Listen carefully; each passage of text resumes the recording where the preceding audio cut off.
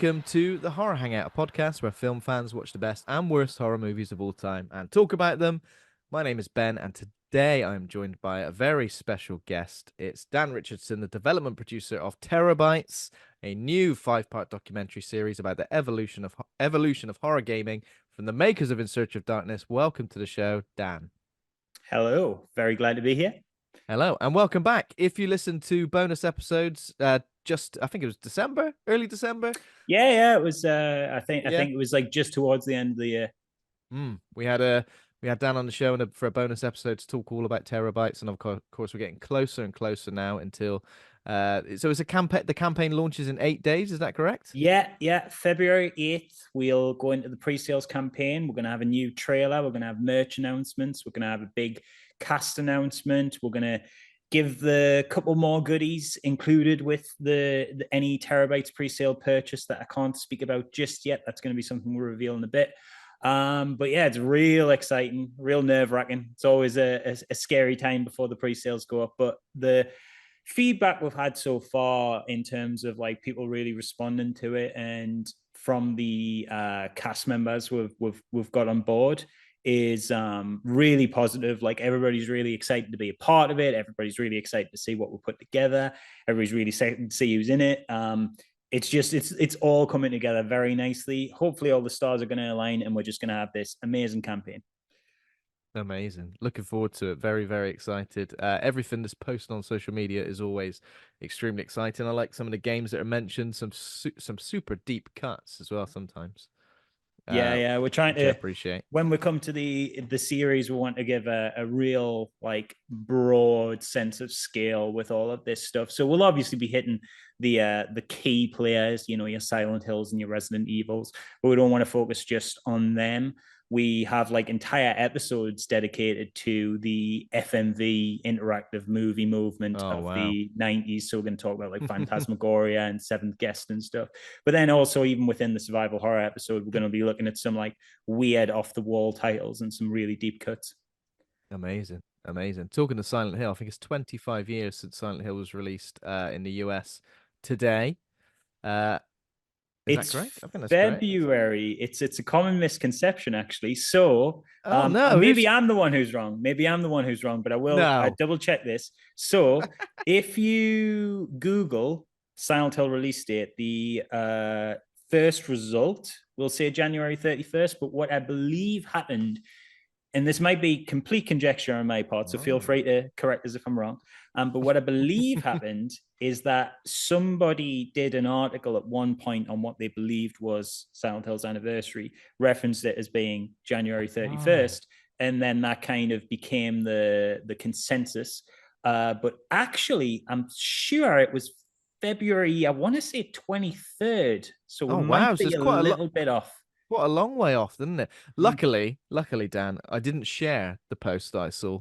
So I'm completely void of all. So you can be like, oh, I totally knew it was. I totally knew it was that. Yeah, definitely. I've seen that happen more than once, though. I've seen like kind of these. It's weird how the internet works sometimes with these misconceptions, isn't it? I do believe it is Final Fantasy VII's 27th anniversary, though. Although then again, there's lots of misinformation with this stuff. It's really wild. Do you know we don't actually know at all when the Super Mario Brothers game, the original Super Mario Brothers, was actually released? That's just a little wild fact. That we've just lost that bit of history. Nobody knows when it was actually released. No one remembers. Everyone who's involved we remember the year. I don't know, but we don't have confirmed date. Maybe we do now. This was like something I read like years back, but there was a period at least where we did not know where probably the most important game of all time when it came out. Wow, that is super interesting. I mean, I'm always sharing the anniversary of games on my social media. I'm gonna just wait for only the big numbers from now on there, because I've been sharing things like it's the 23rd anniversary of this game and the 26th anniversary of this one. It's like, it's pretty exhausting, to be fair, especially games with like that've got loads and loads of installments like in their franchise. So, exciting. So, in terms of Terabytes, have you got any information at this point that you can share with us that perhaps nobody else out there knows? No, you are genuinely the first person outside of my team to be hearing this, and presumably your listeners will also be hearing this for the first time. They'll be the next people to hear this for the first time outside of my team. But yeah, we have some really, really exciting cast members attached. I will reveal not all of them, but I'll give you a smattering, a nice little bit of sort of pick and mix of different areas and different topics to be covered. Oh, yes. But we have Matthew Corte and Dave Richard, the two co-creators of Dead by Daylight, going to come in and talk about asymmetrical horror. Oh, wow. In the That's cool. indie scene, we have quite a few names. I'll give you that we are talking with Dave Zemansky, who you might know as the creator of Iron Lung, which is currently being adapted into a movie by Mark Plyer, as well as the boomer shooter Dusk. We also have Adolf in the indie scene, the creator of Faith, the Unholy Trinity, which you might know is that really like lo-fi Atari style horror game with the rotoscope sequences. It's absolutely fantastic.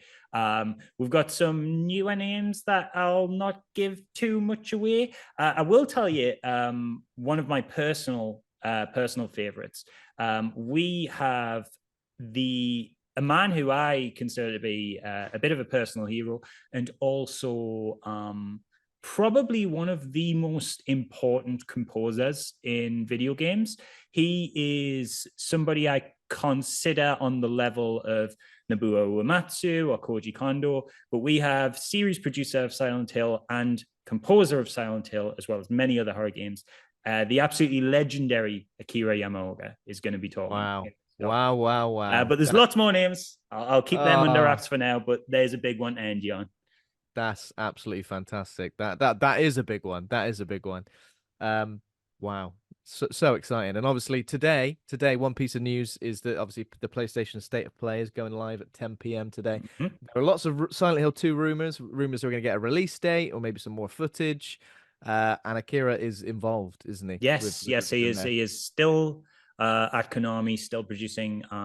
He's actually interestingly, he's one of the original members of Team Silent who kind of did still stay on for a lot of the later titles. A lot of that team sort of went on to other projects, but he's been sort of kind of composing for the games at least for quite a bit after the initial Team Silent disbandment post Silent Hill 4. Plus he's, he does a lot of work outside of Silent Hill, especially in the horror genre. He recently did a fantastic indie title called Decarnation. I'd really recommend checking that out. Unbelievably impressive pixel art visuals that really it's hard to do body horror well. It's even harder to do body horror well in pixel art, but these guys pull it off, and with a fantastic soundtrack as always by Akira himself. Amazing. One of my biggest regrets is that I didn't go and see Akira when he performed live in the UK. I did a tour probably 10 years ago now. Are you going to tell me? Yeah, you went I was going to say I also missed. I was a poor broke student at the time, but I think there was an exactly attempt. the same. There was an Exactly the attempt same made with to me. go. I did fortunately get to go see the Legend of Zelda Symphony, and I've seen the Final Fantasy Symphony. Wow. But I would, out of all of them, Silent Hill Symphony would have been the one that I would have liked to see. I just didn't get there. No. Well, hopefully again. Hopefully there'll be another opportunity. Facebook Memories taunts me every time this comes around because I think I shared the post saying, "Oh my God, I can't believe this! Can't wait to check this out." And I honestly, I think it may have been something similar where I just couldn't afford it. So, devastated. But what a legend! What an absolute legend. So obviously today we're talking about House of the Dead. So I can't remember how we got around to talking about this. I think we mentioned that we'd done a few video game movies, horror movies before. We've done Silent Hill, we've done Resident Evil, we've done a lot of the other. Obviously, we've done Alone in the Dark in the very early stages of this podcast, and we're returning to the director Uwe Boll with today's movie House of the Dead. Yeah, how do we get around to choosing House of the Dead? Was it just one that we? I think it was just because obviously, I'm producing Terabytes and obviously very into horror films, and we just kind of combine both worlds and wouldn't it be fun if we did a video game horror movie adaptation? And I was like, well, we can, but those things aren't the best. We're starting to get a little bit of goodness in these days. The Last of Us was pretty profound television. But yes. Generally speaking, historically, we haven't been treated well in this department. And House of the Dead might be if not the bottom of the barrel, I think the bottom of the barrel is Alone in the Dark. It's pretty near the bottom of that barrel, but it's still a fun movie to look at. What is your relationship with the House of the Dead games? So, I obviously, like everybody and Danan, because it was so synonymous with just like any place that showed entertainment. You know, obviously you had it in arcades, but you also had it in like cinemas or, Yeah. you know, like soft play where they had the kids area, and then for some reason there was a hardcore horror game at the site. Yeah, I'm a big fan of House of the Dead, especially the earlier titles. I'm not as partial to is it Crimson? What's it called? Crimson something House of the Dead 4. I love House of the Dead 1 and 2. 1 especially I have a great fondness for because it's actually surprisingly rare. That's not the reason I like it. I think it's the better of the two games, but it always feels a bit more special because it's very difficult to kind of stumble upon. I know there's a barcade by me. What I was thrilled to go in and see that they had the original House of the Dead 1 cabinet. So much so that I sent a picture to my friend in America because they are obsessed with House of the Dead 1 specifically. But we never got a great accessible version of House of the Dead 1. You know, they lost the source code to that game. So the only sort of home console version of House of the Dead 1 is the pretty iffy Sega Saturn version. It's not terrible, but it's nowhere near the arcade experience. But House of the Dead 2, you know, that machine was everywhere, and that's the reason that gets ported lots. So you know that when they released the House of the Dead collection on Nintendo Wii, that was 2 and 3, but 1 was strangely absent. Yes, and it's because they lost the source code, and that's my memory of that is that it was 1 and 2 for some reason. No, it's two and 3. Yep, 2 and 3. Wow. And yeah, it's because they lost the source code to the original game, which is why when they did re-release the game, it was House of the Dead remake that they remake it from the ground up. And I think the remake's good in places. It's not quite the same. It doesn't hit the same. Scratch the same itch. I think the music in particular is quite a step down. But you know, I'm glad it exists. Either way, it was something that it was always a game franchise that I very much loved. You know, instantly appeals, like light gun game, zombies, very gory, very campy, very explosively in your face, especially in comparison to the other arcade machines kind of sat left and right of it. It always appealed to me more just because of the horror angle than its peers like Time Crisis and stuff. You know, I was much more interested in taking down zombies than like international spies and terrorists. There was just something more satisfying about the level of kind of gore that it was kind of comfortable to go to with zombie monsters and Frankensteins and gargoyles and all that ridiculous stuff. Yeah, it was a horror movie bonanza. And a little known fact, George Romero, obviously the godfather of the modern zombie genre, he actually credits specifically House of the Dead and Resident Evil for keeping the zombie genre alive post sort of 90s and 2000s. So yeah, it's not just a great game, it's also quite an important one in terms of horror art and culture. Most definitely. That's fascinating, actually. And obviously, George Romero was linked to making a Resident Evil movie at one point. The closest we got is I don't know if you know this, but he did make a trailer for Resident Evil 2. Yes, and it's worth watching. It's very cool. It's great. Unfortunately, it's only a couple of minutes, but it's still cool. I think there is actually a documentary about the sort of the George Romero Resident Evil movie, which I think is not out, but I think we've got a trailer for it, and I've been chatting to some of the guys involved in that. So I would like to speak to them as well. But yeah, that's fascinating, isn't it? Yeah, I'm inclined to agree. I think it was the game that I always sort of gravitated towards in terms of the shooters. I think I had some like PC versions of. I mean, I'm guessing 1 and 2, if I remember correctly. Typing of the Dead was what I was going to mention as well. Yeah. Yeah. But 2 and 3 in arcades, obviously 3 with the shotguns. That was great. So, I always remember it being so tough in comparison to the other sort of light gun shooters. Yeah, it was Um, very, very difficult. You can get to a point, obviously, because it's out on a lot of these games are home console versions now. You can get to a point where you can like learn the patterns and then go to the arcade and basically dominate it on one coin. But if you're trying to learn those patterns in the arcade yeah, when you're sinking the money in, like you will lose a lot of dollar, like before yeah, you yeah, get to yeah. a point where you can comfortably clear even so much as 2 levels. Mm. And how about House of the Dead Overkill? Are you a fan of that? I love Overkill. I love the Yeah, grindhouse feel. It has one of my yeah, favorite gags in a cutscene. It's so dumb, but it's so simple. One of the characters slaps the other character, and his sunglasses fly off.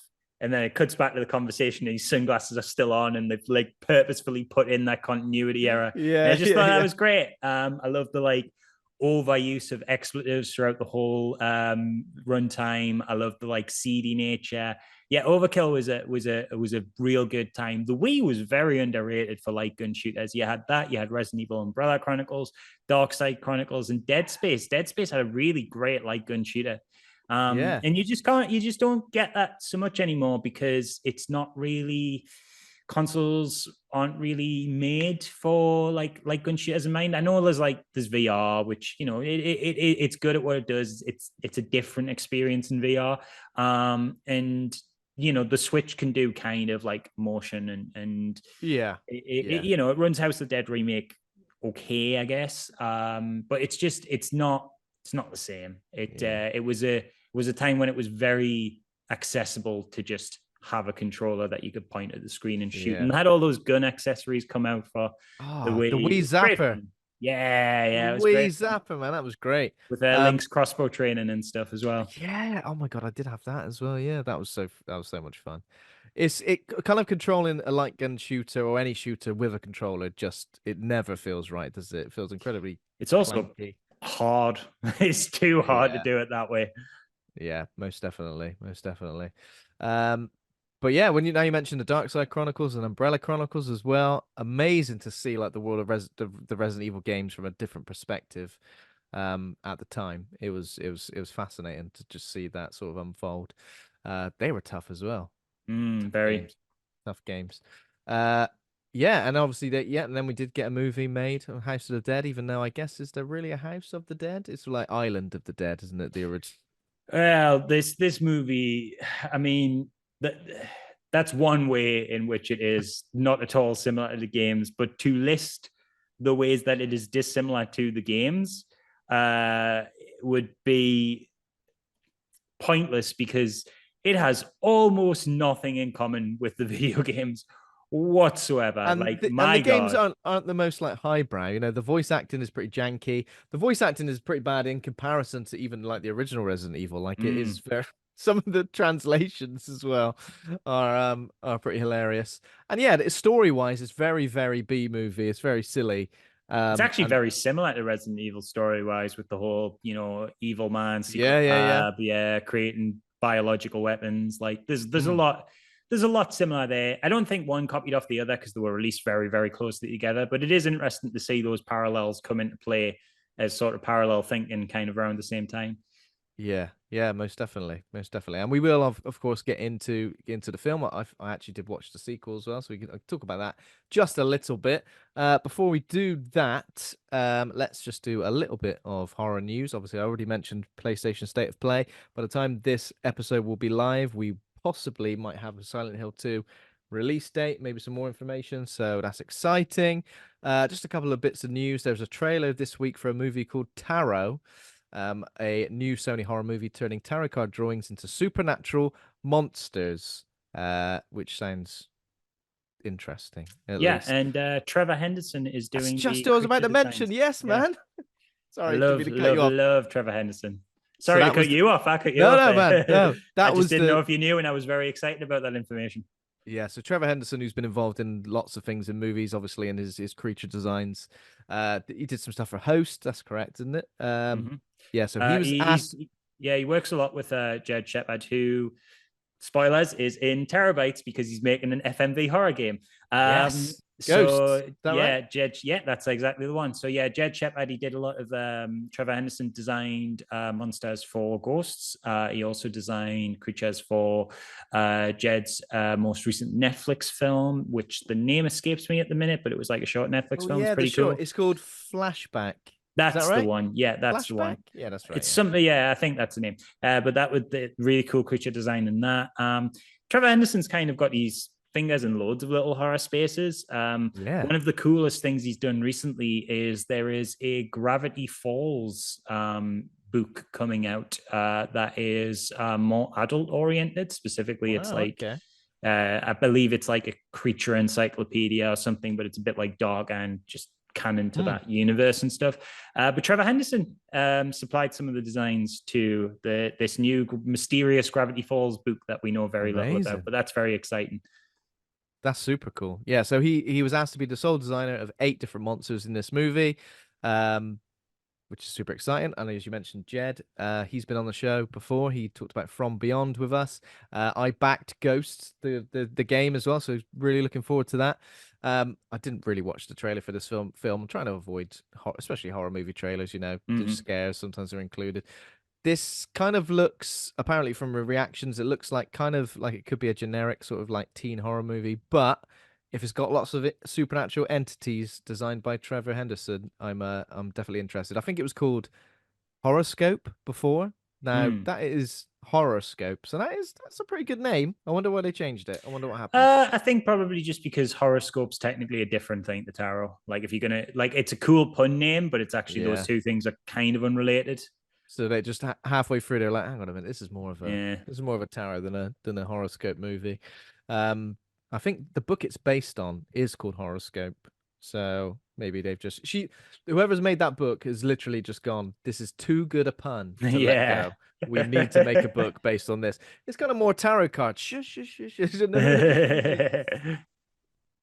And the other piece of news I've got is Diablo Cody has said that she's not done with Jennifer's Body and wants to make a sequel. Yes, please. Yeah, I know. What are we looking at? Like 15 years since the original, 2009, I think it was released.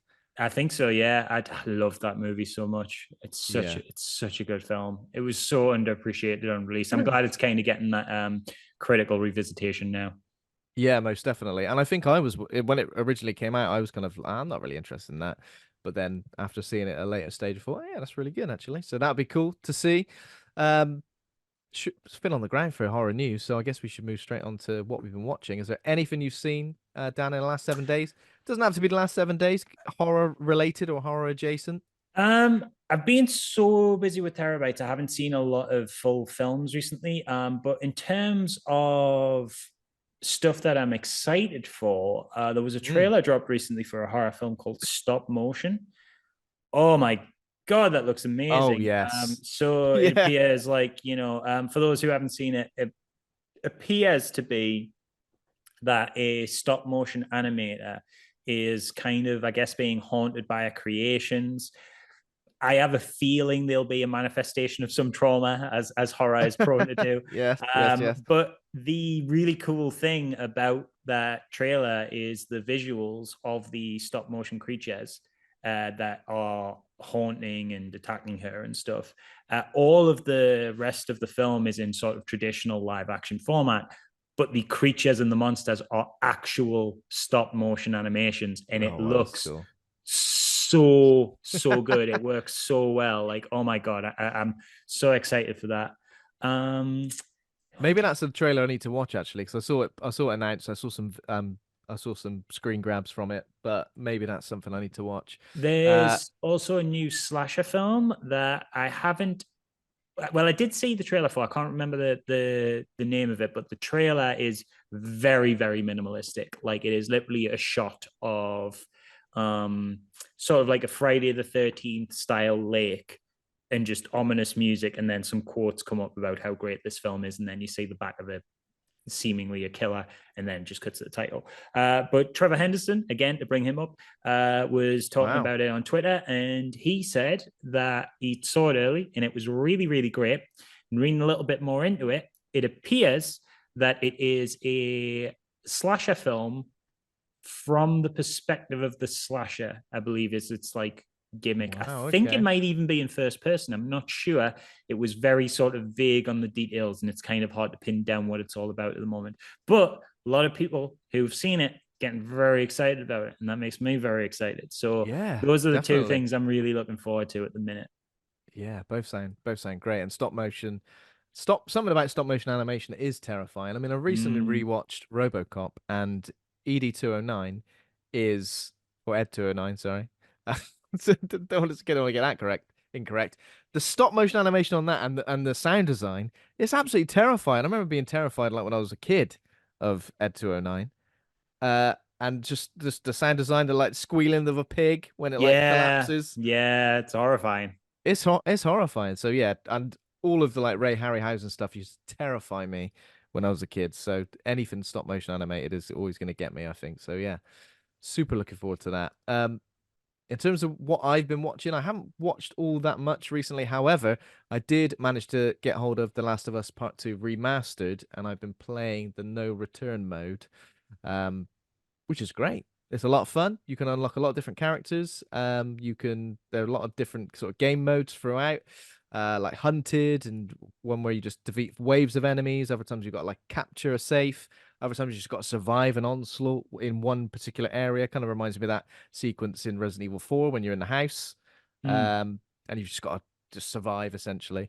Don't know if you've played Last of Us 2 Remastered. I know it's only just come out, really, isn't it? No, no, I haven't yet. I've actually been, I mean, kind of related to work at the minute. I've actually been playing, well, I've been playing a lot of horror game stuff. It's kind of why I haven't had the time for the movies.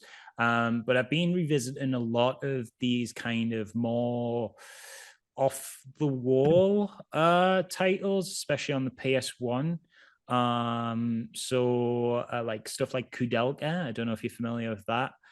It's like a PS1 survival horror RPG. That's Wow. really, Okay. really interesting. Baroque, which I had to play a English fan translation of. There's no official Wow. translation of, and that's again, it's a horror RPG. Really surreal and weird and interesting. There's just recently been a fan translation release that isn't complete yet for a game called Germs. I'm keen to pick that up. I haven't Wow. played it Okay. yet, but I'm very, very interested in it. It's apparently like just a wild time. The PS1 is such an interesting like space for horror. Obviously, it kind of Yeah. catapulted horror into the limelight with titles like Resident Evil and Silent Hill, but especially when you go to Japan exclusives, there's a lot of like really interesting and strange experiments Mm. in that space that just kind of there's lots of stuff that blows my mind there.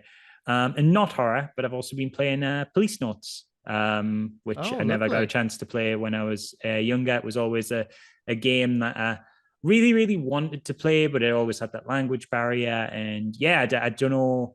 I guess because I was acquiring a lot of fan translations lately, I was like, you know what I should finally do? I should finally get Police Notes because I've actually got a physical copy, but obviously it's all in Japanese. Yeah. So yeah, it was just great to sort of see that game in motion properly for the first time. Big Hideo Kojima fan, and even though it's like one of these earlier outings, it still has so much of his trademark flair in there, and like Mm. for what's essentially a visual novel, like oh my god, it's beautiful. Like the hand drawn Yeah. 90s animated cutscenes, oh gorgeous, like real gorgeous cyberpunky anime vibes. Feels like Ghost in the Shell or like early Gundam. It's gorgeous. Love it. Faction. Talking to Hideo Kojima as well. Did you see him and Junji Ito were together recently? I know they're longtime Mhm. friends, but whenever they get together, Yeah, people get I actually do think there's a possibility Junji Ito might do something for OD. I know okay. Okay. Kojima made a tweet where he basically said that with OD, it wasn't just going to be Jordan Peele he was collaborating with. I He see. says it I was going see. to be a collaboration with like multiple artists from around the world who he respected. Um, I think if schedules align, we might see Guillermo del Toro back on the project with them, just because I know they really, really, really want to work together. I know obviously he's kind of in Death Stranding and there was the whole thing with PT, but I know they really want to like properly work together. So I'm wondering if he's going to be involved in some capacity. But yeah, other than that, it'd be pure speculation. I mean, even this is pure speculation, to be fair. But I think was with a chance of getting a Junji Ito, Guillermo del Toro, Jordan Peele, Hideo Kojima collaboration of some kind, which is just like, Wow. even the fact that that's possible, those four just incredible visionaries being involved on the same thing blows my mind Just and team up. fills me with hope. And to be fair, even if it's literally just Kojima and Peele, like that's already like two of my favorite that's already artists. outstanding, So isn't it? yeah. Very, very exciting for the times ahead. And the only other thing I wanted to mention, someone I've been watching, I've started True Detective Night Country. I'm 4 episodes into that now. There are definitely the Thing vibes. There are definitely 30 Days of Night vibes. Just obviously because of the setting, yes. But I don't want to spoil anything in particular. But it's not like horror straight up. But there are definitely some horror visuals, and like if you've seen any of the other series, so True Detective series 1 had some sort of like supernatural elements. 2 and 3 not so much, but it seems like they're going back to that and they're kind of linking it to the first series as well. I know the series creator, is it Nico Pizzolatto, is not involved in this. It's is it Asita Lopez who made Tigers Are Not Afraid? But I think it is the same person who made Tigers Are Not Afraid. Yeah. So I'm really enjoying it so far. Jodie Foster's great. Everybody else who's kind of like involved in it is awesome as well. But yeah, there is, without spoiling anything, there's a couple of scenes in particular that are very reminiscent of The Thing. There's a sort of a center, sort of like a research facility in the snow that where some stuff happens. It's great. It's great. I'm loving it. And there's a little Easter egg as well. If you look out, there is a copy of The Thing on VHS in the background in one of the sequences. Since we're on the subject of The Thing, actually, I don't know if you caught Creator VC's other announcement of I sure what we're did. on next. The Thing expanded, yep. Amazing. Amazing. Yeah, that's super, super exciting. Anything you can tell us about that? That's very, very, very, very early in development. There's nothing I can say about that at this phase, other than you can fill in a survey with some personal feelings and thoughts of what you think about the thing and how it connects to you. And there's potentially some openings on it. And on the survey, it'll ask you if you have any skills that might be applicable to the film. And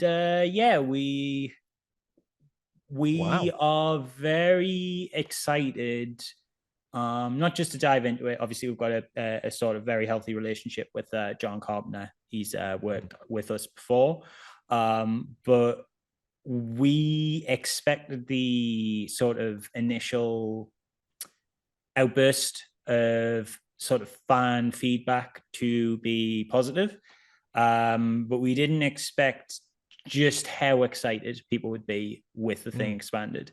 So yeah, if you want to check us out on social media, obviously, plugging 2 projects here. I haven't even started the second one, but if you want to check us out on social media, you can find one, The Thing Expanded, on all socials, and you can see the survey on there. Get some thoughts in, and perhaps help inform or even potentially be a part of the film. You never know. Amazing. I'm definitely going to look into that, and I'll put the link in the show notes for that, as well as Terabytes, of course. And we will share any updates on our social media as and when for some projects that we're super excited for as well. Okay, so I guess we should move on to the main event then, Dan, which is House of the Dead. I'll give you a little bit of a write-up about it right now. Okay, so it's a 2003 action horror film directed by Uwe Boll, and it's based on the House of the Dead video game franchise by Sega. If you didn't know, there's a big old Sega logo within this game. It's like behind a stage. I was like, oh yeah, there we go. So a group of college students travel to a mysterious island to attend a rave. We gotta get to this rave, man, which is soon overtaken by bloodthirsty zombies. Can you believe it? On IMDb, we've got 2.1 out of 10. You know what? It's been a long time since we've tackled a movie with ratings such as this. We've done Alone in the Dark on the show a long, long time ago.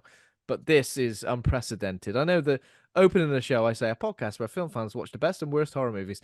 it's mostly the best. It's sometimes ones that are not so great. It's rarely the worst. But this is a special episode. It's got 3% audience score on Rotten Tomatoes and a 10% critic score on Letterboxd, 1.4 out of 5. And I got some choice reviews for you. Ooh, Um, I'm excited for this. Jacob says, really happy that they finally melded the style of one of those old schools you wouldn't download a film ads with one of my favorite arcade shooter games, Magic. That's Jacob, and he gives it 1 star. Zara Gwen, half a star, says Uwe Boll is a menace to society. I don't disagree with that at all. Trace Thurman, 1 star review again, says you have to admire the sheer level of incompetence it took to make this film in quotation marks. But Mikey V says, am I the only one who understands the complexities of this ambitious cinematic masterpiece? This movie isn't stupid. You're stupid. 3.5 stars. But so co-host Andy, obviously, if you're listening to the show, which you are, of course, if you hear my voice, but Andy's not here. So he sent on his review, which he says, it seems like such a surreal experience that there are moments where I question whether this is actually the most highbrow art I've ever consumed, or they just spent the money on coke and a 360 degree camera, made the film up as they went along, and filled any join-ins with the 3-second clips of arcade footage. Both films, he's talking about the sequel as well, fail to capitalize on the great NPC in danger line from the film, "No, don't come," to its limitless comedy potential. Don't come. There we go. So most people think it's kind of not great, but how do you feel about it, Dan? So there's that thing where like a film can be so bad it loops around again to being good. Yeah. So this doesn't do that. No. What it does do is it does 2 laps of that circuit and then settles somewhere in the middle of the track, and I'm not sure where. So it is so bad it's just bad. Then it breaks that threshold, and it's so bad it's funny and loops back around to being good again. And then it gets worse, and you're like, actually, no, this is just one of the worst films I've ever seen in my life. And then it gets good again, maybe? I'm not sure. It's bafflingly incompetent. It is mind-numbingly inept. It is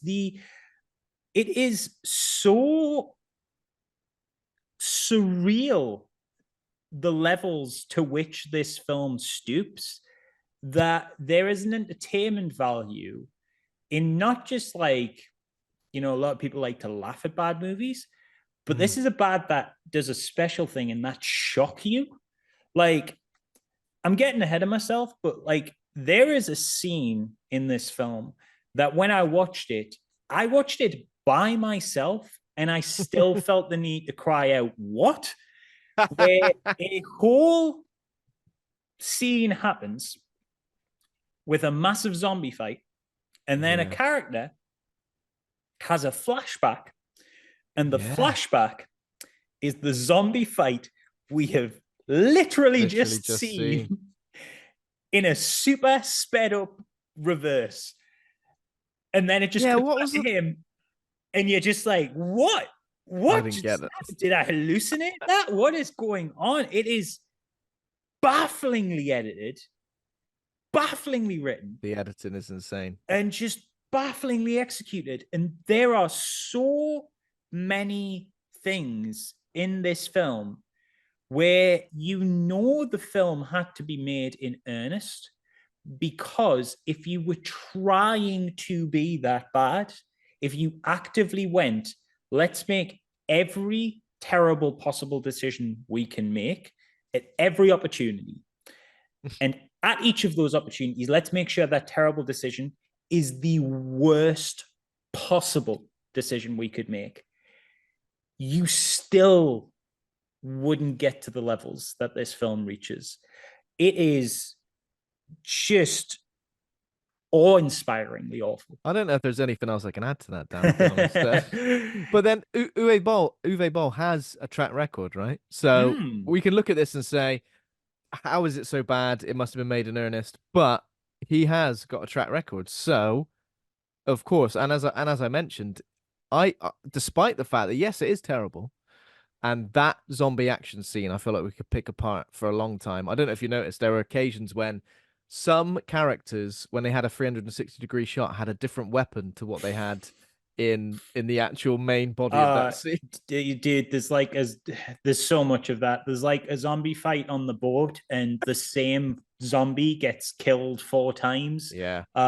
It's full of continuity errors and misplaced editing. And then they try to like do it kind of stylistically like the games, but it just makes the whole the edit is so confusing. Like anytime somebody dies in this film, like literally anytime a major character dies, they then have a shot of that character alive, standing up. The camera spins around them, and like blood falls from the top. And I know they're trying to emulate the games, but like Like a death. that's death so screen, don't they? Yeah. confusing. It was so confusing. The first time it happened, I was like, wait, is he not dead? Like what just happened? What just happened? And the cut is I'm genuinely like struggling to articulate. Like you need to see how badly this film is edited to fully experience it. Characters will literally be like in the middle of like sort of big kind of important conversations, and the music's building, and then you're somewhere else. You're just on a beach in totally different lighting with totally different people. And I know that's how films work. That's what they do. They cut away to the relevant action. But I mean, with like no end to the prior scene, to the point like I thought my film had skipped and rewound it. Only to realize that was how it was edited. Most definitely, oh God, it's incredible. Really, it's truly incredible. Yeah. And Uwe Boll, like you could do an entire 5-hour-long podcast just on that guy, not even his work, just on him. He is an interesting dude, to say the least. He is a strange, wild, and controversial man. And it is baffling that he managed to have a career for as long as he did. It's still going. It's still going. Yeah, he's still making back. films. He's coming back. He's coming back. He's doing a 4th Rampage film. That's his own original series. Yeah. So it seems like he had a bit of a break. A bit of a break from like 2017 to 2021, but then he's come and he's been making some other stuff. To open a restaurant. Did he open a restaurant? He opened a restaurant. He's not still threatening to fight movie critics, though, is he? He did fight movie critics. He had boxing matches. One, didn't he? Yeah. He fought more than one. He fought multiple. This is before Alone in the Dark. I've just realized the timeline of things. This was made 2 years before Alone in the Dark. Yeah, so for context, for those listening who are like, what the hell is going on? Uwe Boll is a German director who has this wild career spanning mostly bad movies, but every now and then he'll just stumble into a good film. Like, it's bizarre. None of his video game adaptations fall under that level, under that curtain. But for some reason, after House of the Dead, he just kept getting video game movie licenses. I have no idea how. There's Blood Rain, Alone in the Dark, Far Cry. What else? Dungeon Siege. He did a Dungeon Siege film. He did 2 Dungeon Siege films, In the Name of the King and In the Name of the King 2. They're Dungeon Siege films. Yeah. It's called In the Name of the King, and then it's got a little subtitle that says A Dungeon Siege Tale. And just all really poor, really incompetent, really terrible films. And yet, like surprisingly not high budget, but like this film cost more than 10 million and it looks like it was made on 25 quid. Like, you know what I mean? Literally looks like you and your mates got a DV cam and shot it in. Oh my God, look at this. 12 million budget, 13.8 million at the box office. Yeah, and then in videos, he actually made a huge profit on the physical. There's the answer then. There's where he keeps getting movies. But yeah, this is obviously 2003, the like new metal the new metal horror movie stage, although this one's more like a dubstep soundtracked version. Like 90s rave, like it's a very bizarre soundtrack. Like I think did does it? Am I mistaken? Am I misremembering? Or does it open up with a Prodigy song? Oh, it's not a Prodigy It's a song, but it Prodigy sounds ripoff, isn't it? so much like a Prodigy song. It is a Yeah. huge ripoff of a Prodigy song. I had to Google it to find out what it was. I can't remember what it was, but it wasn't the Prodigy. It's like Firestarter. I think that like even Yeah, like it's the like riff is the same, the it's vocals are like the same. yeah. Like I don't know if anybody's into wrestling. This is a niche cut, but this is like Hell the yes. TNA version of like the theme song. Like if the Prodigy went to TNA, this would be the music. Exactly. Big into wrestling, man. Big into wrestling. As many wrestling cuts you want to drop into this podcast. I'm Let's constantly keep it dropping going. wrestling references in any given situation if I can. Yeah, I did watch the Royal Rumble as well. That's something else I've been watching. Not horror or horror adjacent, Yes, unfortunately. I did watch Royal Rumble. Well, you know, like there's horror characters. I'm trying to think if there was any in the Royal Rumble. I actually don't think there was. But you know, you've got Abaddon, you've got Abaddon, Bray Wyatt, yeah, rest his soul. You got Undertaker. Like there are horror. There's horror in wrestling. I did a yeah. whole video about horror in wrestling. Did you? Yeah, on my Oh my YouTube God. channel. On your YouTube. Well, Yeah, dude, I'm gonna have to check that yeah. It's out.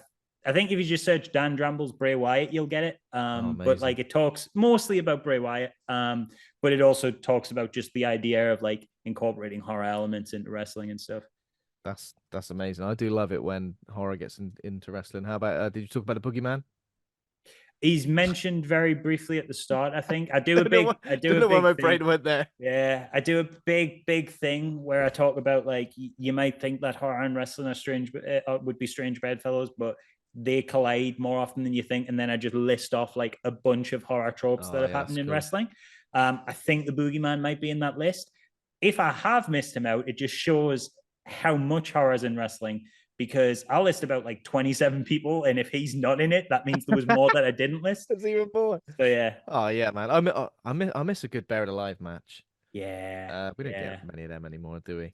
You get your coffin matches in AEW still. They're pretty good. Oh yeah, yeah.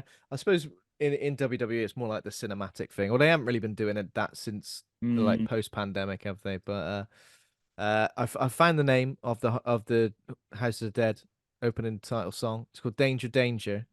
I've literally just closed the tab down as I did that. It's called Danger Danger by Code Thrasher. Code Thrasher. If That you even want to, sounds like a knockoff, doesn't it? Like that it does. sounds like somebody like typed into like a rave song artist generator. Like, what do you want? A Code Thrasher. Yeah. Wow. I know it's bad. So obviously, yeah, I think it's mostly like trance/dubstep. There's a bit of that going on in the soundtrack. Edited like there's a lot of like smash cuts and like whooshes, Yes. black and white. And whenever they don't have a natural transition to use to cut between scenes, they just artificially put in shots of the arcade games, Yeah, which is baffling. bold It's so choice, a baffling. bold choice. It Because really takes you out the film every single time. It also it's such a bad choice for so many reasons. One, completely takes you out the movie. Two, it reminds you how dissimilar the film you are watching is to House of the Dead, because not only does it feel nothing like the gameplay footage you are saying, it draws attention to the fact that the zombies on screen don't look remotely like their no. video game counterparts. One, there is even a scene that specifically draws attention to that, where a zombie throws a barrel and they cut to a massive Yeah. boss Oh my God, of doing the course. same thing, and they transition Yeah. between the two, drawing attention to the fact that the two are nothing alike, because it's I one of the just kept. bosses and he's a big armor dude, and then it's just this little guy in a rubber suit. It's Oh yeah, baffling. the And then effects, man. even worse, I can go on about this so much. This is such a like pet peeve for us. They throw in clips from both House of the Dead 1 and House of the Dead 2, Oh shit. both console versions and the arcade versions. So the quality's like all over the place. Literally, they just must throw in whatever clips they have. And they use the censored versions. The clips have Oh green my blood. God. Most of the clips, Oh, not the all green of them. blood version. Yeah, they use a green blood Oh version. man. It's like What are you doing? What are you The doing? If opening you could have credits. put in put in the uncensored one in your big violent horror movie, you know? Yeah. The opening credits have got some weird inverted version of the video games as the background, like one of those Awful. Windows Movie Maker templates that you would try to make a video look edgy and sort of like inverted and negative. That's there. Also, I kept thinking people are going to watch this film and not know that it's based on a game. Oh I know, yeah. of course, in the credits it says based on the games. However, those sequences of the game, some people are going to be like, "What?" Like horror people who just want to watch a movie, people who are just watching any old horror film. The fact that there's an audience out there who know the games and the film, like it's just going to be a percentage of that audience. It's just confusing for everybody involved. Really, really funny to show somebody it as a genuine zombie movie and saying their reaction to that, I think.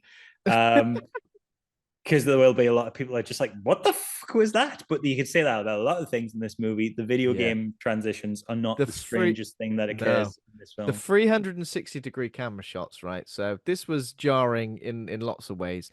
Mainly because none of these characters, apart from perhaps the sort of boat captain and then the police officer woman, she is a police officer, isn't she? Yeah, Are like a coast guard police officer. yeah. It does never really explain. I don't know Nobody why they're chasing down a boat.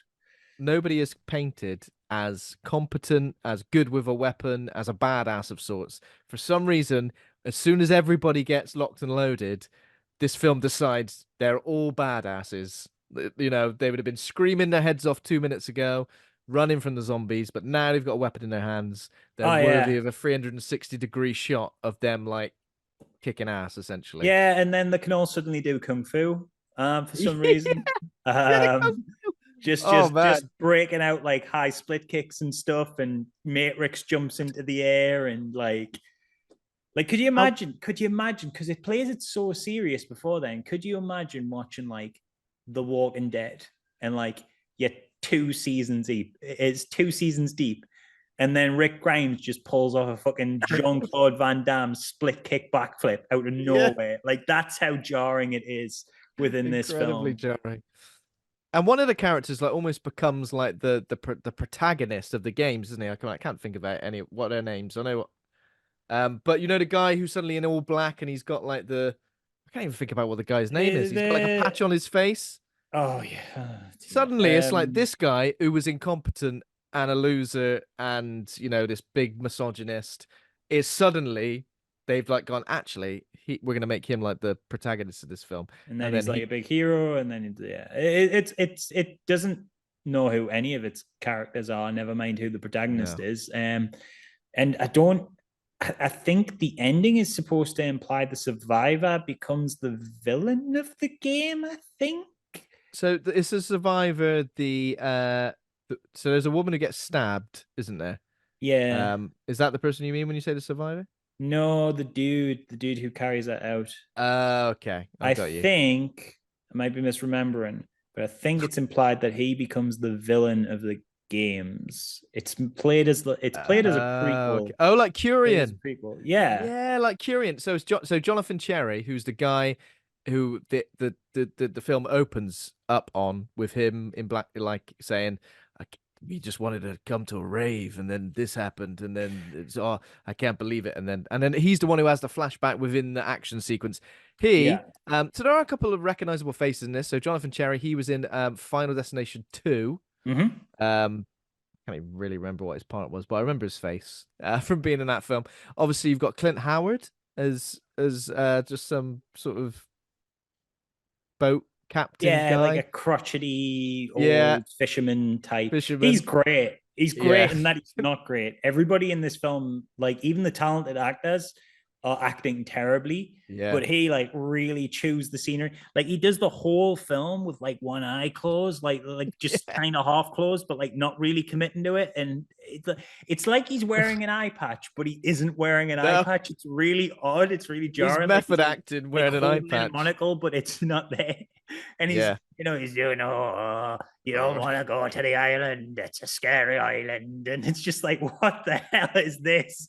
Who is this Scooby Doo ass character Yeah. on this boat? It's baffling. It feels very Scooby Doo in place, and I think even doesn't someone name drop Scooby Doo at one point as well? Have you not It seen literally, Scooby Doo? I believe they draw attention to the fact that the film feels very Scooby Doo, which Yeah, almost feels like a way for the film to kind of shirk its own criticism.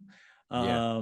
But like, don't pretend this wasn't earnest. Don't pretend yourself away. Like, don't do that, No, Paul. We no, know, we we know. know, He's Paul. really he's trying to play it off as in like, oh, I know it's bad and I knew it was bad all along. Like, I don't know if you've seen, but the director's cut of this film is called the funny cut.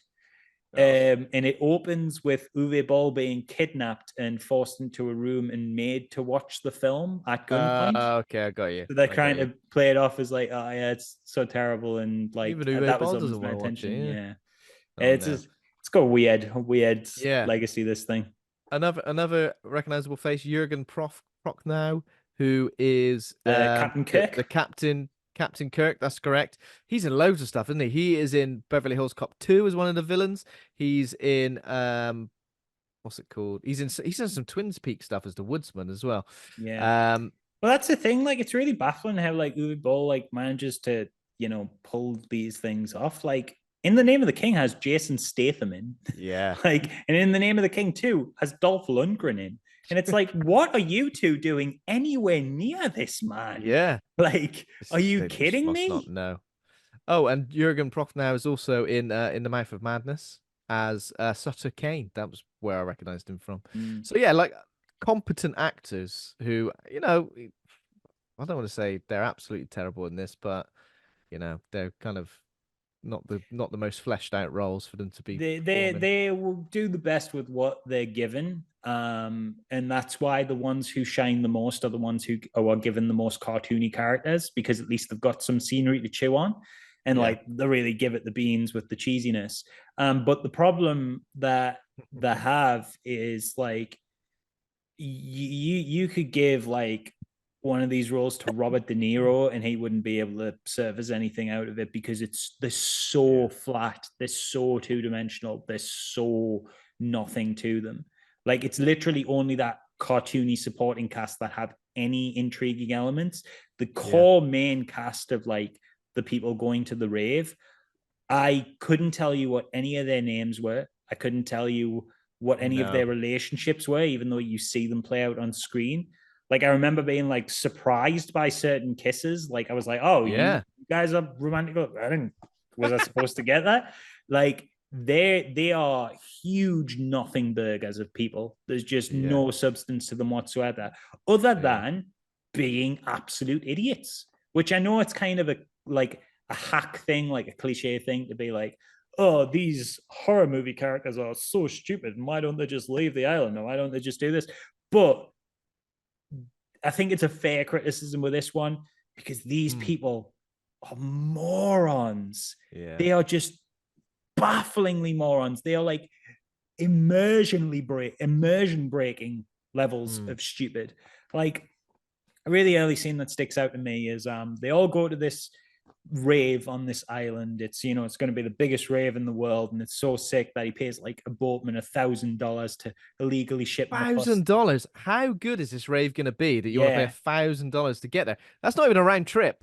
yeah. It's and also, no, I think he says 500 there, 500 back. So he does. It is going to be a round trip for him. Okay. But also, why is he carrying that much cash on him to go to a rave?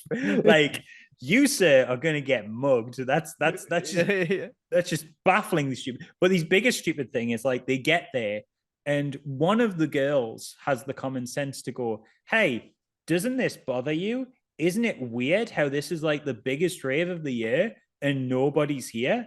To which one of the guys replies with, yeah, it bothers me. I haven't got a mixer for my bud. And I'm just like, oh, Jesus Christ. This Oh is what we're man. working with. These are the people. How can These it are be the the biggest guys. rave of the year? I mean, look, it sucks. It sucks even when before it's abandoned. Oh yeah, So before the zombies attack, there's like 12 people there. there's like 12 people there on a Sega stage. One lady is suddenly topless immediately. There's a lot of suddenly topless in this There's a film. lot of suddenly Suddenly topless, topless. especially zombies, and the sequel does it a lot as well. I guess let's talk about the plot as briefly as I say as briefly as possible, as in depth as we like. So obviously, yeah, they book a boat trip to attend a rave on an island located off of the coast of Seattle, named Isla del Morte, Island of Death. Jurassic Park: The Lost World did that first, didn't they? Yes. I'm sure they're not the first to have done it. I honestly don't know anyone's name. So, two college students, Simon and Greg, and obviously we get the the introduction of these characters. Who's introducing them? It's Rudy, isn't it? Who's introducing these characters? Like I believe so, because we get like literally like 2 sentences of him being like, yeah.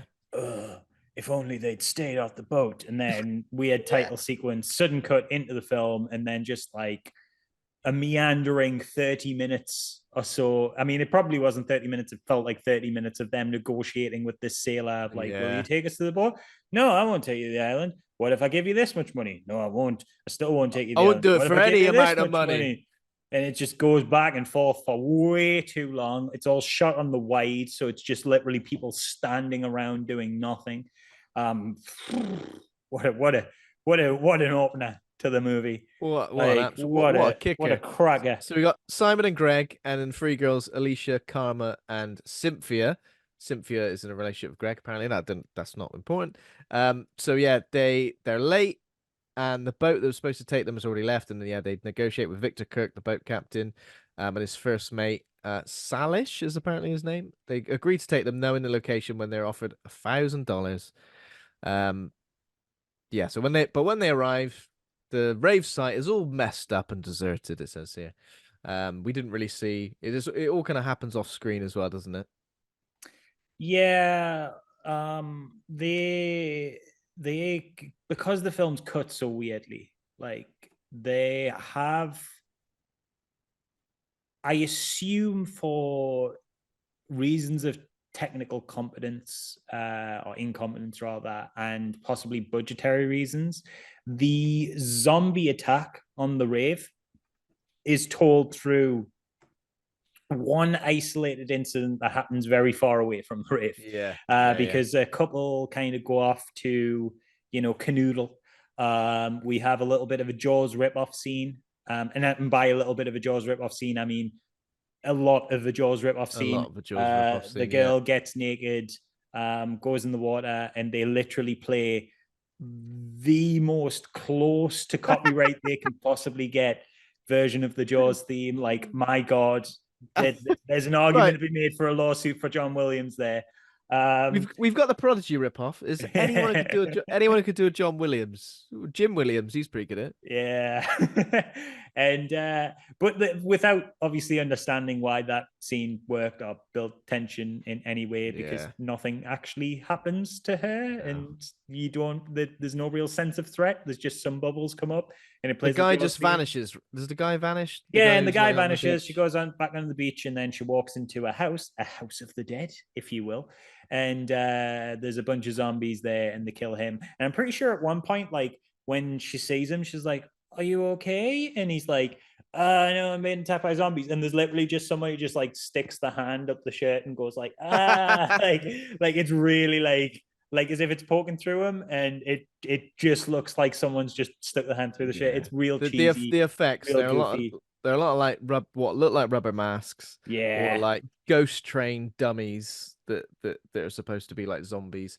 When people are like just turned into zombies, sometimes the effects look kind of believable, with scary eyes and blood spurting out of the mouth. Other times they literally look human. Yeah, there's a lot of weird inconsistencies as well, because the first time you see the zombies, they all have glowing red eyes, and then it never comes up again. Oh, that's weird. When the guy, when he's in the house and the girlfriend goes and sees him, or the girl he's with or whatever, she sees zombies in the dark, and they have like these really cheesy, like, basic After Effects glowing red eyes. And then none of them do after that ever again. That's never once brought up again. I can imagine it was just like, I don't actually like the look of that. Oh, should I just change the scene then? Nah, just leave that. We won't explain it. Too far gone. Yeah, it's but yeah, so the wild inconsistency is unsurprising. plot description is almost like as bad as difficult to follow as the actual film, because I'm seeing a lot of names and these characters go here and do this. And I remember obviously Cynthia, the sort of the blonde girl, she ends up being turned into a zombie. And when she goes to attack the group, there's obviously a slow-mo scene of her like getting blown away. And that is the sort of Coast Guard Yeah, character, isn't it, who does the that? police woman, coast guard, whatever she is, police woman who uses boats for some reason. Yeah, so Um, she was tracking Captain Kirk. Uh, that's correct, isn't it? And I yeah, think around about now we see a sequence of Kirk's boat like being attacked by the zombies as well, where he a gets to do really his hilarious screenplay. sequence because the stakes are like non-existent because Kirk literally just stands in one spot and just kind of Yeah, goes bang, back. bang, bang, and he just does that for like 10 minutes, just Yeah, one spot. I mean, I suppose in a way that's kind of similar to the arcade game. You don't really move around. that's Maybe true. that's what they were going for. What happens to Clint Howard? I can. He gets a nibble. We don't Yeah, see that's it, right. but we see him as a zombie later because Captain Kirk randomly, well, Captain Kirk gets bitten, and then he like randomly has like almost like, I don't know, it's like they try to play it off as some kind of like weird siren call, and they're all boarded up in the house, and he goes out to the house, and he's little first mate's there, and he shoots the Yeah, first mate in the head, and then he yeah. has the big heroic sacrifice where he's like, I'm already dead, and lights I'm the already dynamite. dead. I'm already dead, so I'm gonna light a stick of dynamite, blowing up the door of where you are, where you The guys only are all thing holding. protecting you. Yeah, it's just a Stupid, sacrifice, you stupid know. characters. Stupid moron characters. Yeah. Um. So I guess is that the House of the Dead? This house where they kind of end up holed up after the big action I sequence? Would you guess say it is? so. I guess so. I mean, to be fair, the game The House of the Dead didn't really stick entirely to houses. So That's we true. can give them That's that. true. We can give them that. Um, but yeah, I think what's worth noting that we haven't touched on in the film is like we're talking about a lot of crazy shit that happens, but like there is like a painful wait Mm, before this film gets like in any way goofy in an entertaining way. yeah. Um, it's like almost like two different movies stitched together. I remember Hmm. like watching it and thinking for like the first like hour or so that I was like, why? Like one, the horror isn't effective, but like, why are you even trying Mm, in adapting House of the Dead to play it as like a straight horror? It's like there's like isolated incidents of like smaller attacks, and there's bits where they have to like cross the like some stepping stones on water, and like one jumps out. Oh no, it's like a bridge, and one like jumps out. yeah. It's like jump scares and frights, and it's trying to play it off as like, oh, a scary zombie movie, and we got to save our friend, and we're just Yeah. these fragile college students or whatever they're supposed to be, just wanting to go to a rave, and we've been completely blindsided by this. We're in no way like prepared for this situation. And I'm like, if you're gonna make a House of the Dead movie, you make fucking John Wick with zombies. Like that's what you Yeah. do. Like that film is all action all the time. It is blow up everything in front of you. It is Yeah. exploding limbs, and eventually we do get to that Yeah. in a very admittedly Uwe Boll, goofy, really incompetently put together, but also kind of funny way. But I'm also like, why wasn't that the whole Yeah. film? Like, And what was the there's a attempted huge tension at the start? Yeah, and there's a huge lull after that as well. After that sequence, Mm. the film really stops and goes, right, we've got to just take our breath now, with all these characters and kind of establishing these these rules that we've kind of set up. But yeah, that action set piece, I mean, we could probably talk about that for a long time. Well, I Uh think I think with the action set piece, I have a theory that okay. Uwe Boll cared about one scene in this Yeah. entire film, That's and it was that. yeah, That's my that's what it theory. feels like. If you look at the whole film up to that point, it is wide angles, Hmm. three people in a shot, standing round awkwardly while one person talks. Yeah. And people will have conversations and it'll just be on a wide. And literally the actors like don't know what to do. They're just They just No. sort of stood at the side, just kind of there, with just seemingly no direction, no action. And they will have like conversations between 5 people on like the boat or whatever.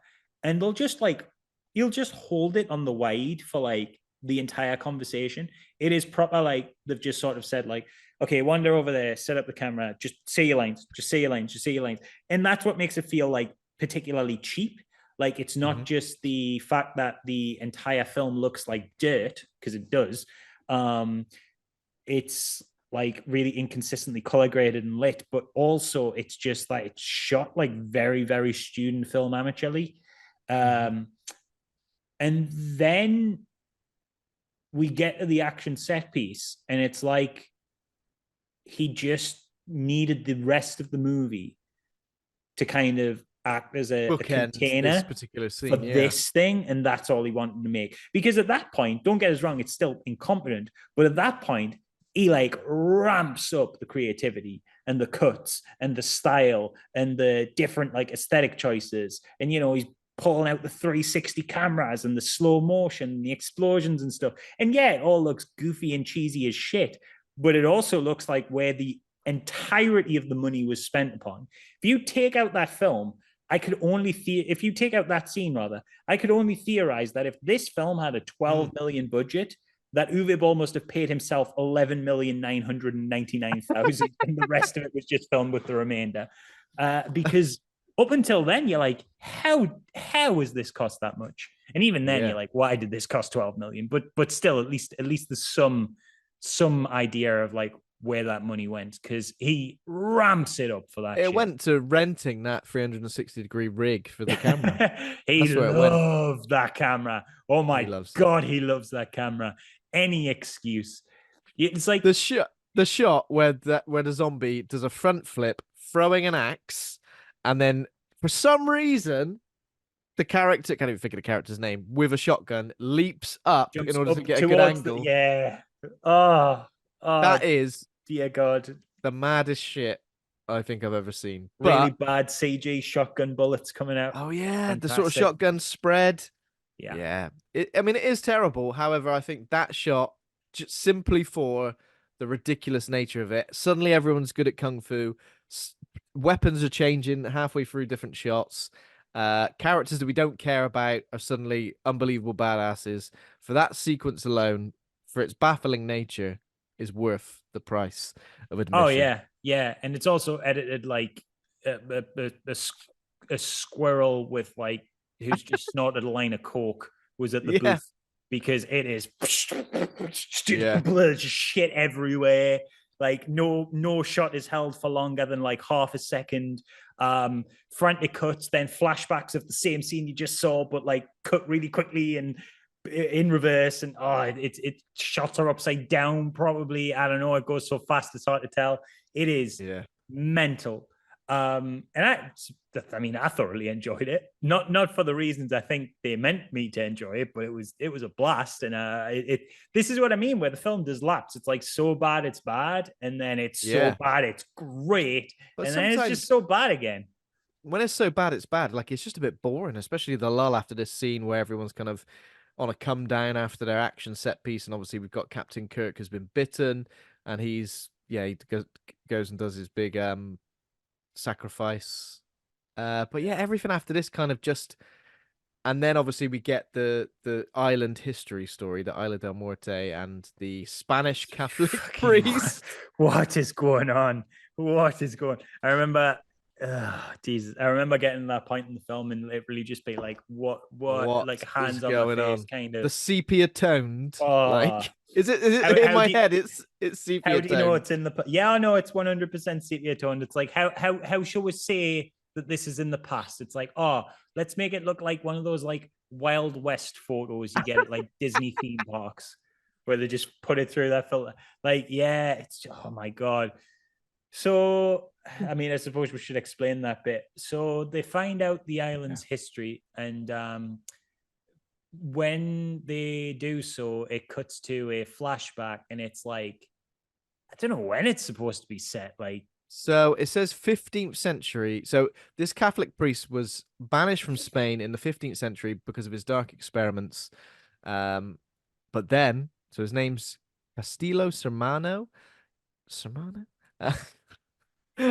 Murdered the crew of the boat, the St. Cristobal, the ship that was taking him to the island, which enslaved. And then he enslaved the island's natives, murdered anyone who visited the place. Um, and yeah, the whole process is essentially this zombie outbreak is, even though this is hundreds and hundreds of years later, it's been happening pretty much in isolation until these people turn up for a rave. To what end? Like, what was his goal there? Like, why? Like, I know they have an explanation where, but the explanation just begs more questions because it's so hilariously badly written. The explanation is classic villain just wants immortality, for some reason, which they say and reveal through the best line in the film. You're gonna have to remind me, Dan, because I do not remember. So, I forget what the hero's name is, but our big villain has revealed himself. Yeah, we've found out these backstories. This, like you say, is the Spanish priest who is doing dark experiments to gain immortality, and it worked. But now he's like a Frankenstein's monster of all of these victims because he has to keep repairing his skin and body, presumably. I guess that's what they were going for, because he's like, he might be immortal, but he's like a patchwork quilt of a man. Yeah, a really goofy looking one too. And the it's so I'm like genuinely like laughing thinking about it. But yeah, the main character is all tied up. It's the Dark Night of the Soul moment, and he's like, he says something like, "Oh, you did all these experiments just to become immortal? Why?" And then the villain leans in and says, "To live forever." It's like, yeah, dude. Cheers, man. That's what immortal means. That's the different like what do you mean? Do you want to become immortal? Why? To live forever. To live forever. Why do you want to live forever on this shithole of an island surrounded by a load of dead people? Like, what's good about that? I don't understand his end goal. Like, he doesn't seem to have ever tried to get off the island, like spread or conquer the world. He's literally just on this remote island, just living forever, hanging out with his little zombie buddies, and just hanging out with his zombie buddies who are like Spanish 15th century soldiers, or I guess who were the crew of that boat. Have somehow managed. He's kept them alive as well this whole time. Yeah, with some weird red juice. There's like a red juice, which is really funny as well, because that's another instance where a character's just making absolutely moronic decisions. So there's a point where they find like a weird lab where he's experimenting on the zombies, but the zombies are dead in this lab. They're not been resurrected yet. And they're like, how's that work? And then there's this almost like a fish tank full of like red liquid. There's a little monster inside it, and it kind of comes up to the surface. And then one of the women just comes in and just shoots the fish tank. Like, it's in a tank. It's contained. Why would you do that? What are you doing? Can't risk it. You strange. Like, what is? Can't risk it. And obviously the blood then flows and resurrects all the zombies in the lab, and or whatever I say blood juice thing resurrects all the zombies in the lab. And it's like, I don't know what you thought would happen. Probably not that, but I don't know what you thought you were achieving by just gunning that aquarium on the corner. Leave the aquarium alone. Completely forgot to mention that the Coast Guard lady gets killed. She gets her legs, like, I was gonna say chewed off, but I think watching the scene, they just like, this is the thing, the zombies use weapons as well. Like that is one similarity to the game, that they throw weapons and they use like axes and different things like that. But yeah, she gets her legs off. She's in the sequel though, so I don't know if she's a different character or just like, maybe just don't mention it. It's only a minor role that she's in the sequel. But yeah, there is a moment in the sequel. I did want to bring this up actually, because Resident Evil, I can't remember which Resident Evil movie, but they kind of, I don't know if they stole this, but it's very similar. A character in House of the Dead 2 gets like bitten by a mosquito who's obviously been feeding upon zombie blood, and then gets infected himself. And they did that in a Resident Evil movie. I can't remember exactly which one. Yeah, me either. That's interesting. Yeah. have we talked about your opinion on Resident Evil films? Are you? I hmm. The Resident Evil is something that I have a lot of love for. Um, I think the first live action movie isn't bad. I Yep, think that's true. it's pretty okay. I think it's even good if he disconnected from Resident Evil. I wish it didn't spend as much time with Mila Jovovich's character and stayed instead with the people we're actually familiar with. Yeah. But you know, it's a fun, kind of cheesy, kind of campy, but like pretty straight laced, you know, early 2000s, mid 2000s horror movie. And I vibe with that. Um, I think the series degrades and degrades and degrades and degrades and degrades. But I think there's like moments of charm within them. I think it's this. Is it the second one where like it's That's kind like of the a good Raccoon Resident City Evil one, yeah. movie until Mila Jovovich's character just like smashes through a window on a motorbike. On a Like, motorbike, yeah. was that the second one? Was it? That's the second one, Yeah. See, Apocalypse, like yeah. up till that point, like when we're with the characters from the game and that, I'm like, this is pretty Yeah. all right. We've got Jill And then you're like, Valentine. oh yeah, no, it's her. It's all about It her. it's just Um, upset. It's obsessed with that character, isn't it? And yeah, essentially like making her a superhuman, like Neo type. Um, which just yeah, yeah, unfortunate. Even though the series has included things like that, in it's rare that it includes it with a protagonist. And I think once yeah. you I mean, include it with, Wesker definitely devolves into that. And Leon it's not Kennedy pulls it's some not a like character. weird, like flippy stuff out with the Yeah, but that's lasers. all right. He's still a Yeah, guy. yeah, He's an ex-police officer, become like Secret Service guy. But I think as soon as you include a protagonist who is superhuman, it mm, kind of just takes away all. It's not a survival horror no, anything anymore. no, no, It's no. just it is just an action film, and yeah, they did evolve Yeah. some sort of familiarity with this House of the Dead and the Resident Evil series because a lot of people might say, "Oh, House of the Dead is absolute cack and Resident Evil is much better." Some of the editing's similar, Mm, especially like the really, especially in the final chapter of Resident Evil, the editing is like so scattergun and just things like yeah. I can't Well, work out who's fighting who, and yeah, yeah. I mean, there's a lot of like horror films from like the kind of 2000s with these weird frenetic editing choices. I mean, even like things that we now consider kind of because of the legacy Stone Cold classics. Like the first Saw film is edited yeah, so crazily. Like it is frantic and weird, and some of its choices are really funny. Like there's a scene where Donald Glover's like car like wipes his head off the screen with a transition. yeah. Oh yeah, Yeah, yeah. I know exactly what you it's mean. Yeah. wicked. It's wicked, but it's goofy. So yeah, like it's not unique. I think House of the Dead takes it a step further, and it really, really, Oh yeah, yeah. really, really brings out the cack factor.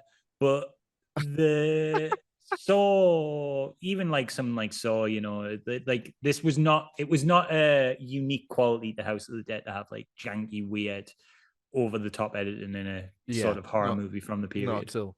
Yeah, yeah, 100%. But yeah, I agree with you. The Resident Evil franchise. I think the first film, on its own, separated from Resident Evil as a franchise, and even separated from the other films, is okay. I think relying too heavily on yes that character, but also like the amnesia element kind of was a Mm. bit naff. But still some pretty good stylistic choices. But yeah, after a while, just downhill, unfortunately. And I don't know, like the series, it isn't hasn't got has got some like black marks on its history, of course. Oh yeah, yeah, totally. Mainline games, but also like some of the other games as well. But still, there's no excuse for some of the shit decisions that Oh film went no. with. My And biggest my biggest pet peeve with that franchise, especially in the final chapter, is when a character has got like some sort of prediction technology where he can predict what your next fight move is going to be. it's You can't fight me. It's impossible because I know exactly what your next move is. I'm like, come on, probably man. like anime in it. I mean, that is anime, and Yeah. we'll allow anime. to have that, but Resident Evil, no. No. This film doesn't go as far as that. But yeah, it's still kind of ridiculous. Obviously, just talking about Kirk. Kirk's the one who kind of tells the backstory of the island. And yeah, when you mentioned what happens to make him go outside is he goes outside to see It's weird. So Salish he whistling. gets, He's like whistling, isn't yeah. He has the like a sea shanty he? Yeah, yeah, whistle, yeah. and he's like, "Oh, let's go outside." And then, but then like he goes outside and it's a zombie and he's not whistling. So I don't know if it was like some kind of weird I ca- siren song, I psychic I kind of connection. like It's it. never really articulated. I like it when zombie movies kind of suggest that when you die, you've still got an element of your humanity. So Mm. maybe use an element of that humanity in order to lure other people into that. I kind of find that kind of spooky, but obviously this is done in the most ridiculous The way way. I interpreted it, and I am being generous, I don't know if this was the intention, but the way I interpreted it is the Captain Kirk was also, we haven't even addressed the fact that he's called Captain Kirk, which is like one of the movie's jokes. It's like, oh yeah, Yeah, the sea captain's called Captain Kirk, and like, okay, what someone mentions it to him, and he says, I don't like Star Trek jokes. It's just like, all right, weird. You kind of got to get used to it That. because you're gonna get Star Yeah. Trek jokes if your name's Captain Kirk, buddy. But yeah, so I interpreted it as he's got bitten and he's turning, and like kind of like Okay. as he's turning, it's like he's almost like hearing like the other side, and you know his first mate's like on the I've got you. side, and I got it you. sort of I got you. becomes like kind of surreal, like imagine like it's a kind of like if you're dying, you're sort of seeing the light at the end of the tunnel. I sort of thought they were going for that, and so he was kind of in like a bit of a dream-like state and thinking about his friend, and just sort of pulled him towards the door, pulled him towards that connection on like a I'm spiritual nodding. level. I'm nodding like I understand. But Yeah, it's a good take on it, but still, it's pretty mad. it's pure speculation. I don't think the intention, but you It know seems a what bit. can you do? It doesn't really explain itself, and nor do I feel it has to. To be fair to it, No, no. So yeah, obviously, as we mentioned, Captain Kirk blows up the zombies with his stick of dynamite. It just blows the door off the house where everyone else is held up. So that's not very good. They end up like underground in some tunnels, don't they? And yes, then a man appears who looks like Greg with a sword. with a sword, and he's dressed like a conquistador from from 15th century Spain. Not those wrestlers. That's not the ones I meant. Hey. But he's not all in gold from head to toe, but, but leads them away to safety. But almost immediately, when it is revealed that it's Castillo Sermano, alive and well after all these years, wearing Greg's face as a mask. Like a perfect mask as well. Impressively handled. Like he has a fantastic seamstress on that island to craft out of a corpse this absolutely flawless Mission Impossible. Mission Impossible, yeah. That's exactly what I was gonna say. Like a Mission Impossible thing, or like a face-off scenario going on, hairline change and everything. Amazing. But yeah, so then it's revealed that it's not Greg at all, it's Castillo Sermano.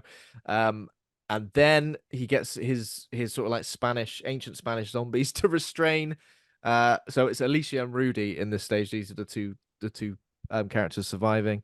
And he's going to use their flesh, and it says here for his own purposes, but I guess just to build extra bits of his body so he can continue living this pathetic life underground on this island.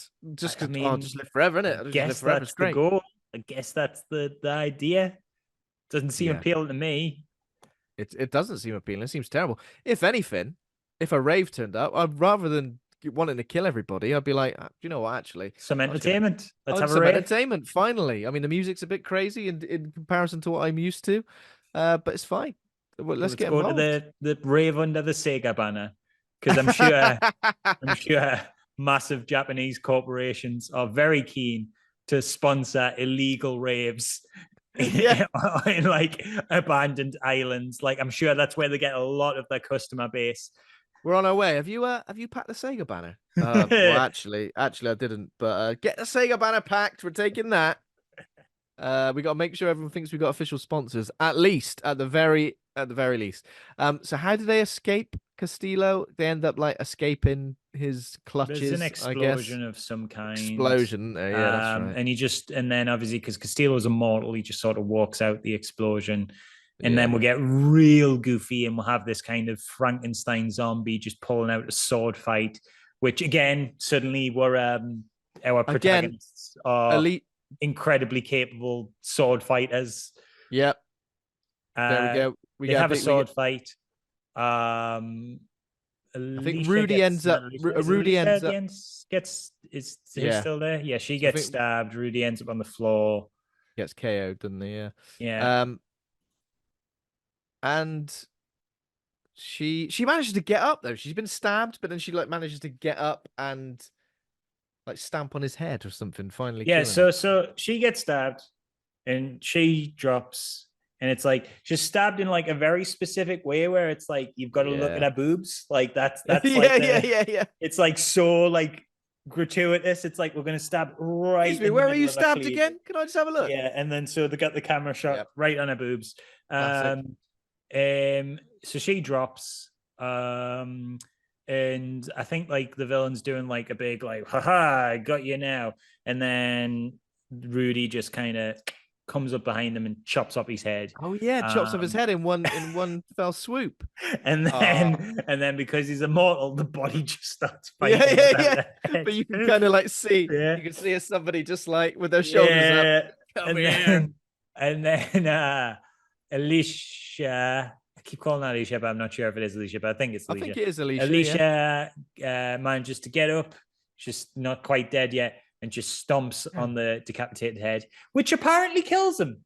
Yeah. So not that immortal, really. There's a link. Not that immortal. Yeah. I mean, what's the point in looking like that? To be you can still be stabbed, you can still be decapitated, you can still be burnt to death. But if you get a kick in the head, that's too much. That's your kryptonite. Like doesn't matter if you're beheaded, but like if you get a little bit of a stomp, oof, that's the end of you, buddy. You know what's the logic in that? He literally survived. He literally walks out of a grenade explosion, but just stands on his head a bit, and suddenly he's dead. Like how the whole gimmick with his character is he's immortal. That's his entire shtick. Got it. I'd be absolutely. I'd want a refund on the immortality serum. You'd be devastated. You'd be fuming, wouldn't you? Like what? Imagine like. Imagine it's like I just don't understand. Like, what? Because where's the line? Like, what? Like, why does that kill him and other things don't? Is the like to me that implies like other things could maybe like be a thing that kills him and he just didn't know about it. Like maybe like he can survive being like swallowing a grenade and it exploding in his body. But if he stubs his little toe, KO'd, like that's the end. Like where's the line? I don't understand it. If he gets a real bad bout of food poisoning, that's it. It's over. It's over for him. I can be impaled by a sword, but I can't survive a tummy ache, lads. Yeah, and then this moment at the end where these agents turn up, team of agents, and when they ask for Rudy's name, this is obviously supposed to be a big like, oh my god moment, and he says, "Oh, my name's Rudolph Curian," implying villain. Yes, who is the villain in the future games of the game. So this is implying that this film is a prequel to the House of the Dead arcade game, and again, this kind of reminded me of Resident Evil in a way when all the agents turn up, and obviously they take that character who eventually becomes Nemesis in Resident Evil Apocalypse. The films, obviously, it kind of reminded me of that a little bit, where it's got one eye on a sequel. We did get a sequel, which unfortunately or fortunately didn't seem related to this really in any way. There's just like a zombie outbreak at a university, and there's some very, very silly characters. But I think overall it probably is a bit more entertaining. But yeah, but basically the ending narration reveals that Rudy gave Alicia the immortality serum. I like how it's a narration and not like a scene. It's like, oh yeah, by the way, you know, Alicia, they gave her the serum and she's all right unless someone stands on her head. Yeah, that's the trick. That's the trick. And then I wish they'd revealed that information, like not through narration, like, but an equally like I feel like if you're gonna go for like a cheap reveal of just like, oh, and also this happened. I wish they'd jumped in the air and it had freeze framed and then the text came up saying Alicia has the immortality serum, by the way. Yeah. Then credits roll. Don't you forget about me, please. Be great. Yeah. So there is like a sort of sequence that flashes back to Alicia in the sequel, but I'm pretty sure it's a different actress where they just go. I believe I did read, so I haven't seen the sequel, so I don't know, but I believe I did read that only one actor returns, and it's not her. It's got to be I think the it's Coast Rudy. Guard lady. No, I think it's Rudy. Is it Rudy? Where is he? I think he's the only one that returns. Okay. Let me quickly check. Yeah, I mean, have a little look. But I'm pretty sure it's not Alicia because it's a different actress, and it's like them questioning her, Yeah, saying, "Are you still alive then after you've been stabbed between your tits?" And she's gone, "Listen, don't ask, don't tell. Immortality serum." yeah. Yeah. Okay. So that's the end. That's the end of House of the Only Dead. Cornell returns. So I believe that is, yeah, I think it is it's the Coast Guard. This is the Coast Guard, Yeah, but yeah. again, I'm pretty sure it's a different character because she's supposed to be like that they're sort of giving their directions to this troop of soldiers, and she's kind of like one of the superiors. So Maybe, whether they've just done it, maybe it's maybe like in the just a little third wink. film, maybe in the third film that got cancelled, they were going to reveal that actually she got the immortality serum too, Oh and yeah. there was going to be like a big reveal where she, like, I don't know, like you got like took off her pants and it was revealed that she'd stolen someone's legs, because obviously So in the first film she's got knee legs. she's got no legs, and in this one, she's got just someone else's legs. She's got that. Must have. She's got the Spanish Catholic priest zombie man. She got his legs. So there was a third movie, but it got cancelled, right? What's I this? believe so. There's something called Dead and Deader, which was formerly known as House of the Dead 3, a 2006 American made-for-television zombie comedy horror film, starring in the lead role Dean Cain, Superman himself, who I think may be something of a nutter these days. That's probably a bit unfounded, but yeah, Dead and Deader looks kind of bad.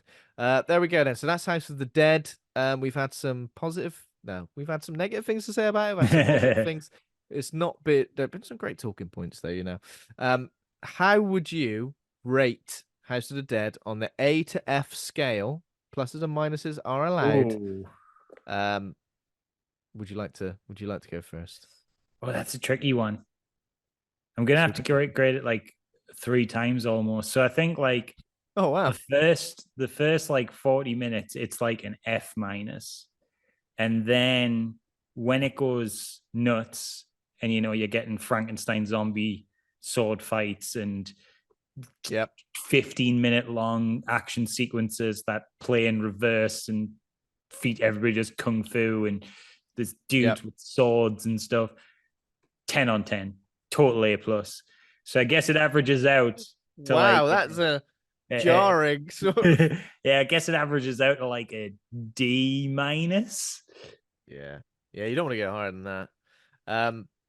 Yeah, I think so. Like, it's not the thing is, it's not totally unwatchable or like completely baffling or like infuriating. Where I feel like something like Alone in the Dark is all of those things. Yeah. Where it's like all of the dialogue choices, all of the performances, the visual effects, the music, everything in Alone in the Dark is like infuriating. Like where you're just like angry and you want to go. This is F minus.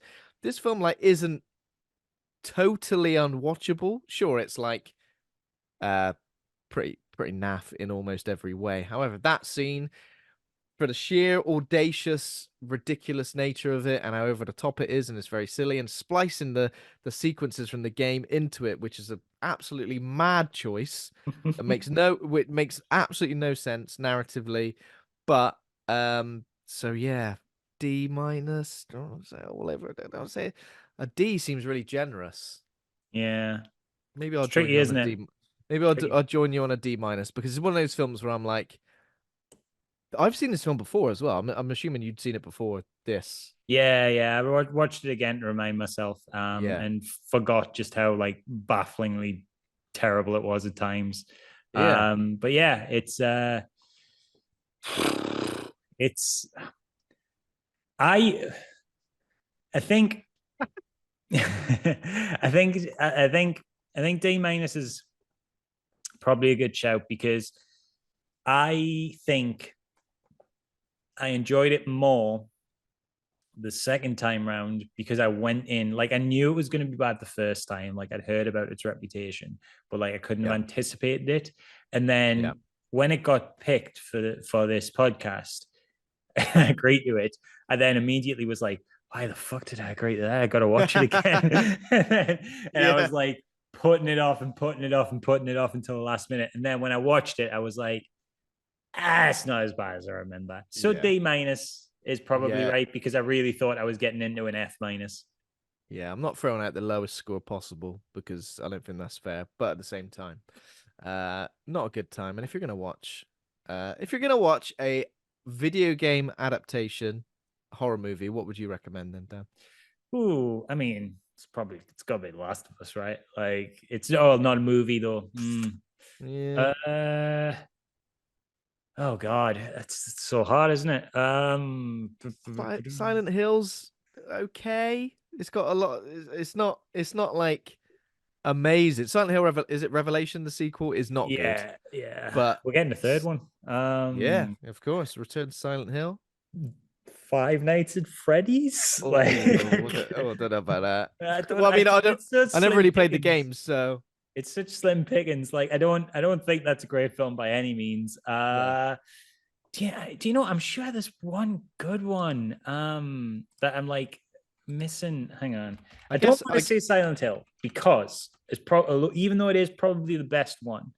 Um, it annoys me on a level of somebody who really, really, really adores Silent Hill. Like I think Silent Hill 2 is the most perfect thing to ever be created. Like I think it's the hmm, greatest piece of art of all time, no hyperbole.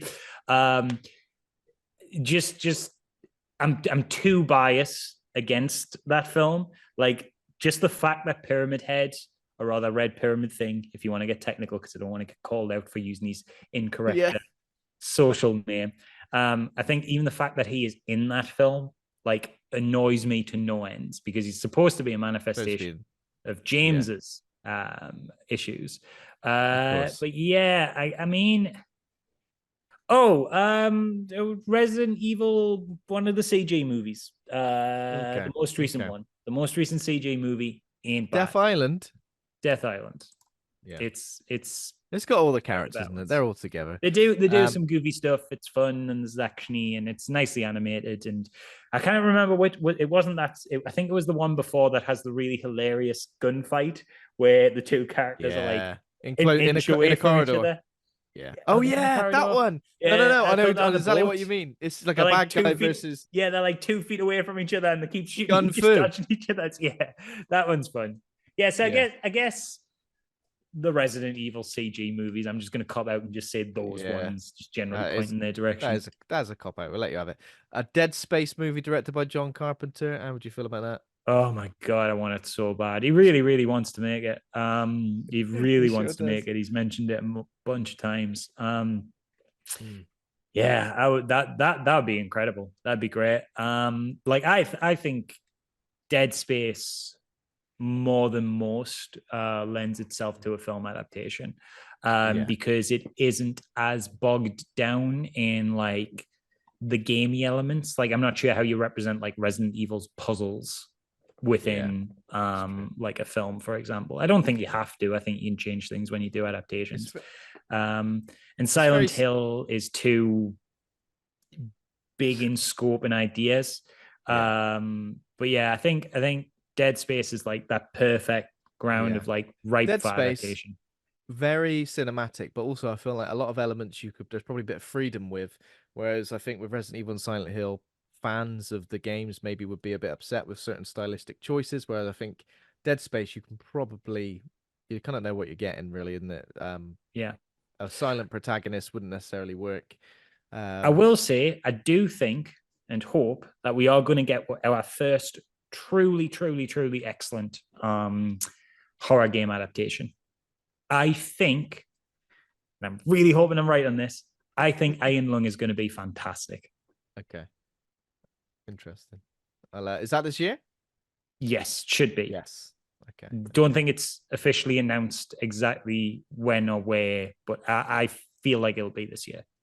Brilliant. And that isn't me leaking anything, by the way, just because I know I mentioned that I was speaking that Yeah, James yeah, Szymanski's yeah. in Terabyte, so I've spoke to him No about leak. the film. But yeah, I don't have any insider information, but I do think it'll probably be this year, just by logic of working out when trailers came out last year. Yeah, I'm of thinking course. it probably is going to be this year, but I think it'll be great.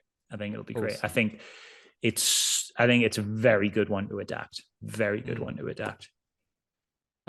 Brilliant. So that was House of the Dead. Dan, where can our users keep up to date with you online? I guess keep up to date with Terabytes as well. Yeah. So Terabyte Doc. That's spelt not terabytes as in the PC unit, although that's not the unit of measurement of data, but whatever, it's a pun on that. So TERRORBYTES, terabytes. We are Terabyte Doc on all social media. That's Twitter, Facebook, and Instagram.